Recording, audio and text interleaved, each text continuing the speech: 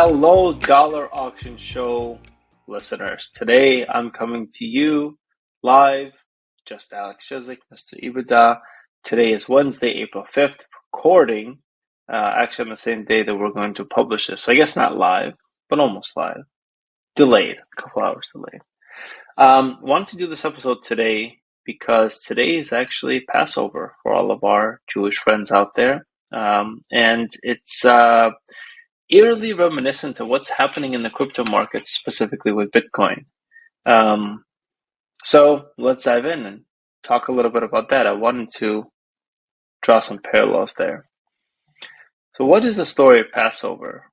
Without going too deep, all in all, TLDR, Jewish people were enslaved in Egypt.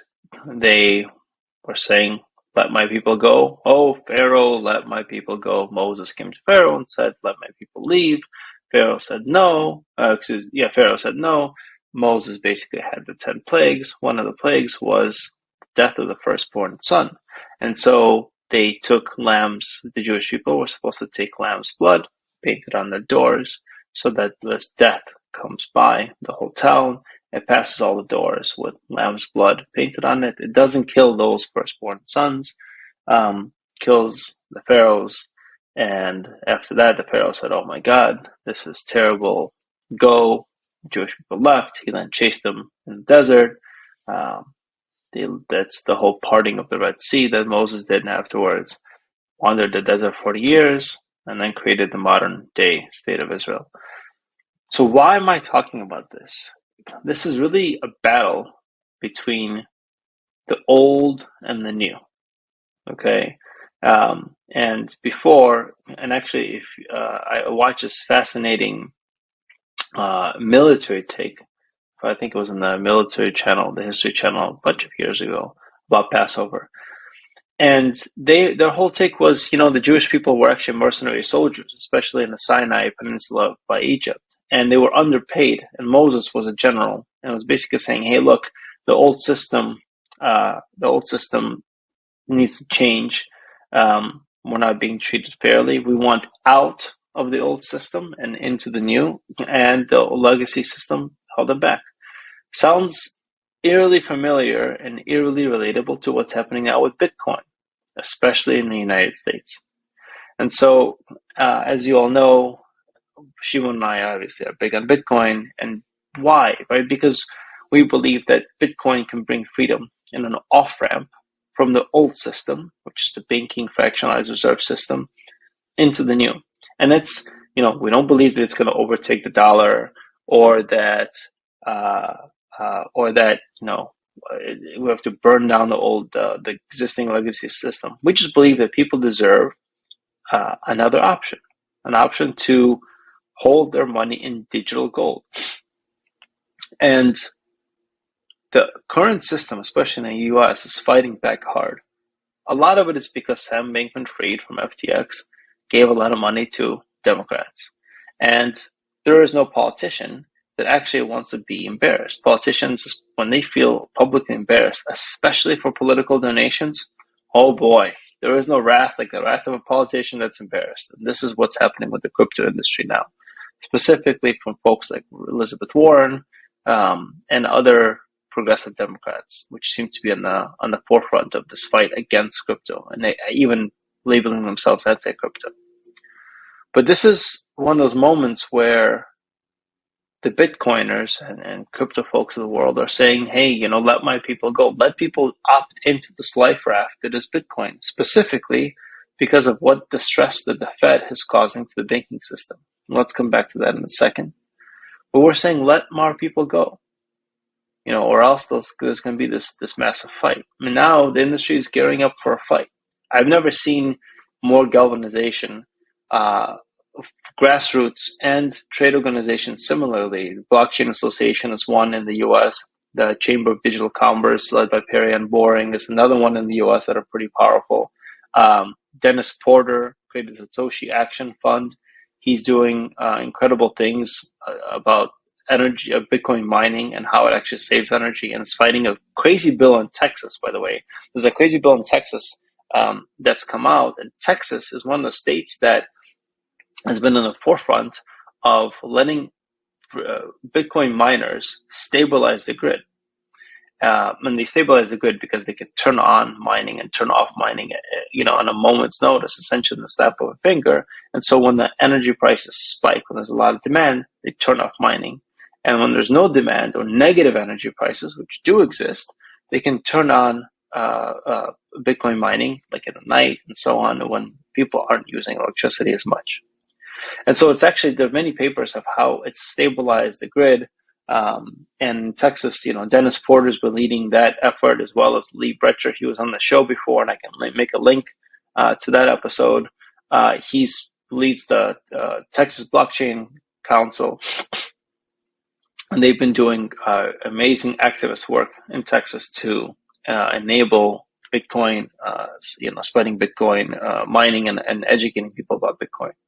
So let me come back to where I started. There's a big fight now happening between the government, the U.S. government, and the industry. And the industry, like maybe the Jews of the past, are saying, no, let my people go. Let people get into Bitcoin. Let people opt into this new system and opt out of the old.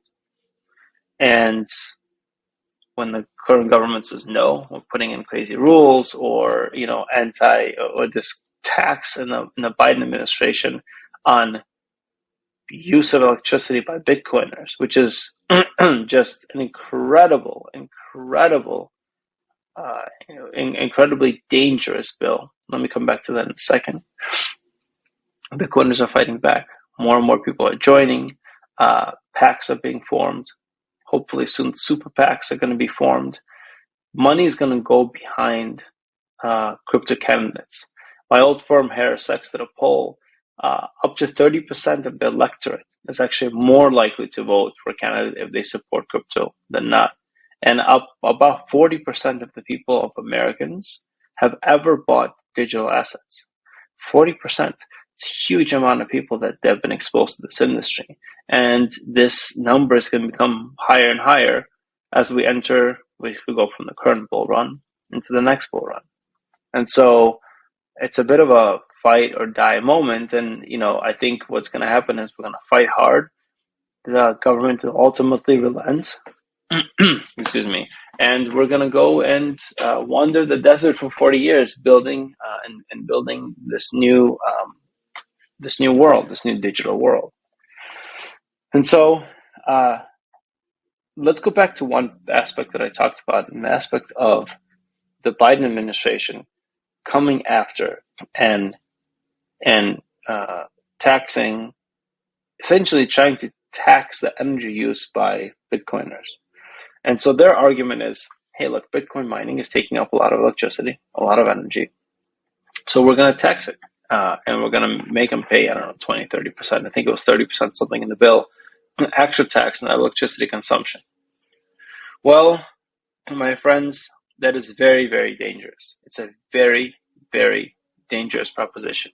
Why? Because the government should never have a say. It can regulate electricity. It can regulate pricing. It can regulate what electricity is being used. No problem. And it does, by the way. But regulating what you do with the electricity that comes out of the meter, so beyond the meter, coming out of your wall, is just absurd. It's a government that's choosing winners and losers based on various whims of the government. Should you not be able to use one toaster oven versus another? Should you be taxed for using a Tesla versus Chevy Volt because they don't like Elon Musk and Tesla, or alternatively don't like Chevy for some reason? You're taxed for plugging in your Chevy Volt. Why should the government have any say into what you do with electricity after you've paid for the use of that electricity? Why? Why should the government tax one industry and not others for the use of the exact same energy mix that's currently out? That's currently out there.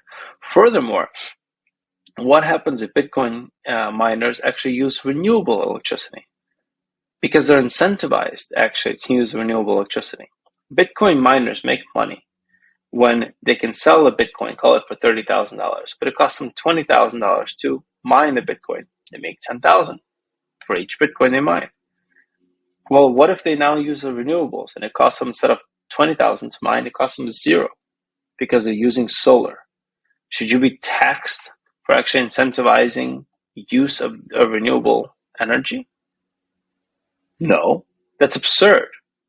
You're actually incentivizing building of power stations, renewable power stations that otherwise wouldn't have been built. And this is a very, very important statement. And this is a very important thing to understand. The way our grid works right now is you have generation plants and you have distribution plants. Generation generates electricity. Distribution distributes electricity. They're the ones that are sending you the bill, and they're the ones you're paying.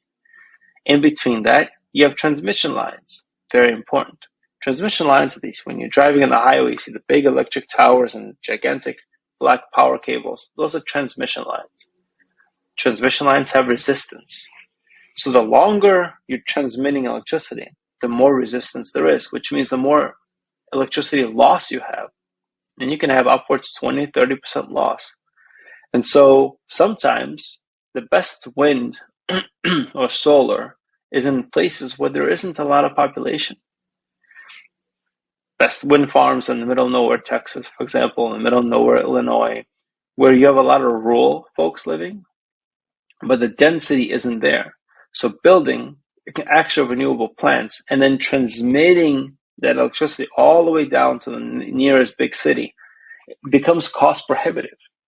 There's so much line loss, so much resistance loss in the lines, that by the time you make 100 kilowatt hours of electricity, let's say, or kilowatts technically, that's a term of electricity, by the time it gets to the city, there's 70s left.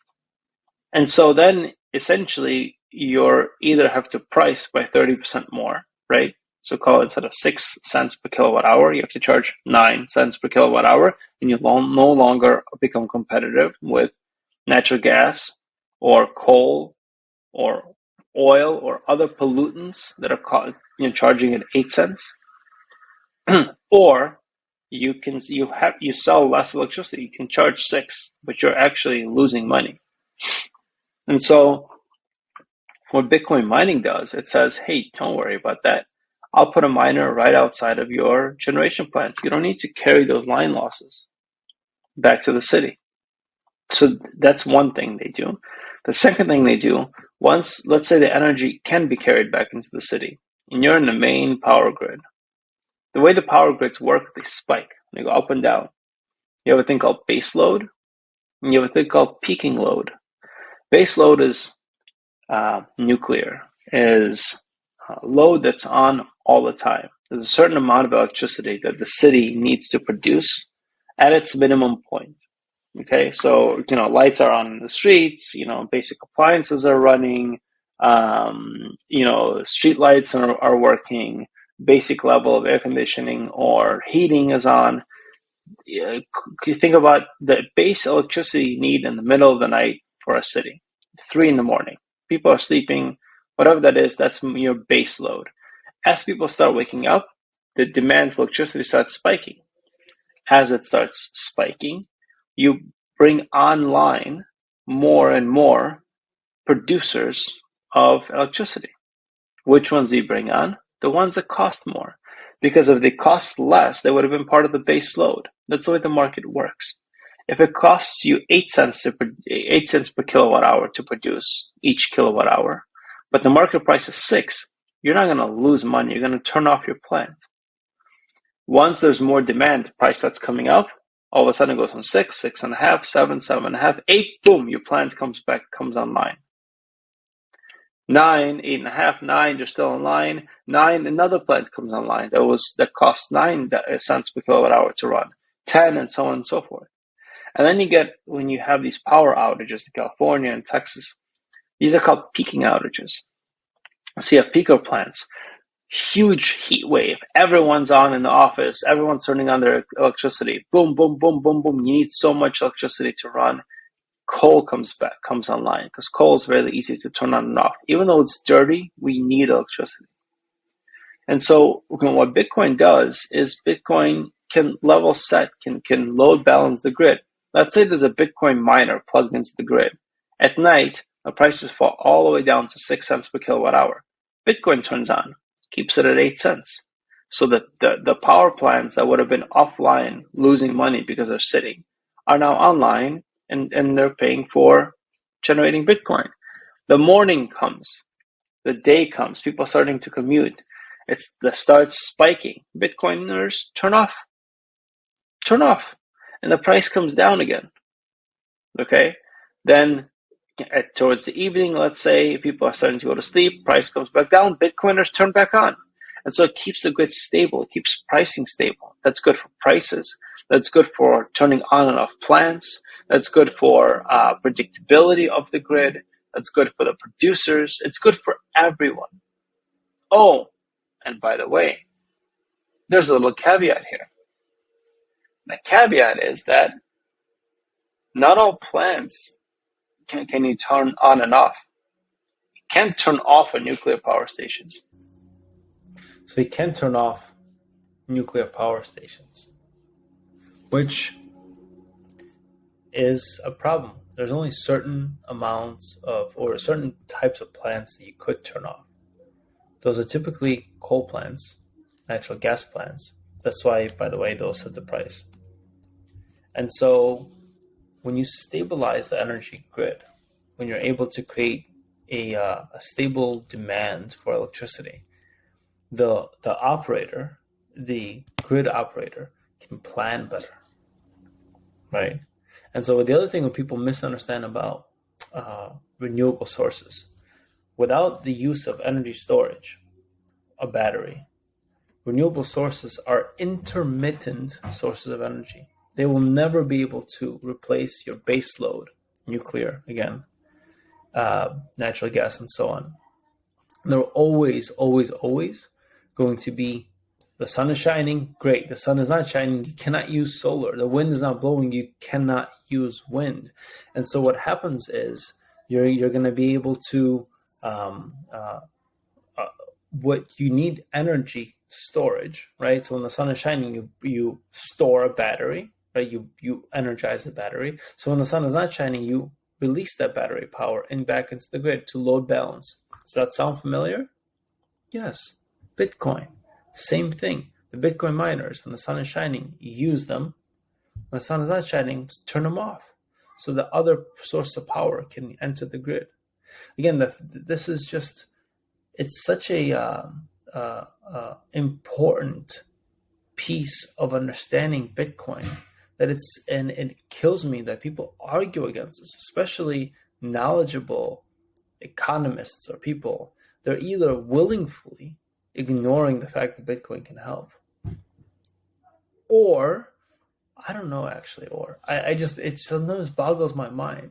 Look, Bitcoin is not the end all be all here. It's not the sole savior of the power grid, but it is something that can significantly help grid load balance the grid, and it actually incentivizes renewable energy. Furthermore, have you guys ever seen a map of North Korea and South Korea at night? Let's see if I can pull it up. North Korea versus South Korea at night. Let's see if I can show the map here, an image. It's pretty powerful. Look, this is National Geographic. So let me share my screen here. Okay. Look at this image. South Korea lit up with light. North Korea completely dark. So is the use of energy a sign of what? Poor progress?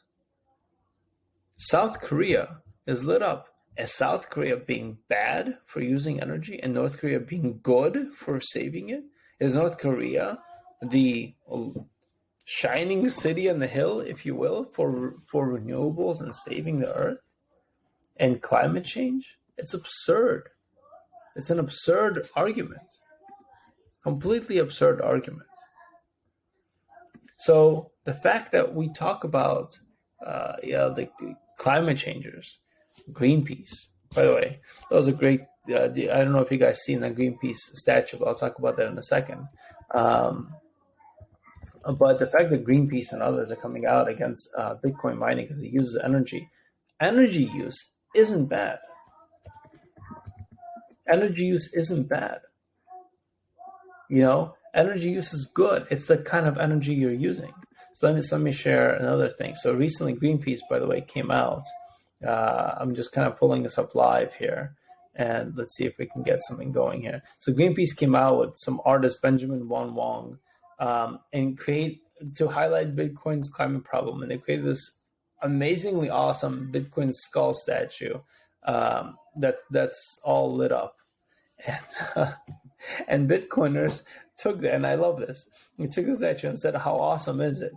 And started basically spreading this and putting the meaning this up, because it's a pretty badass statue, and it's completely missing a point and completely wrong.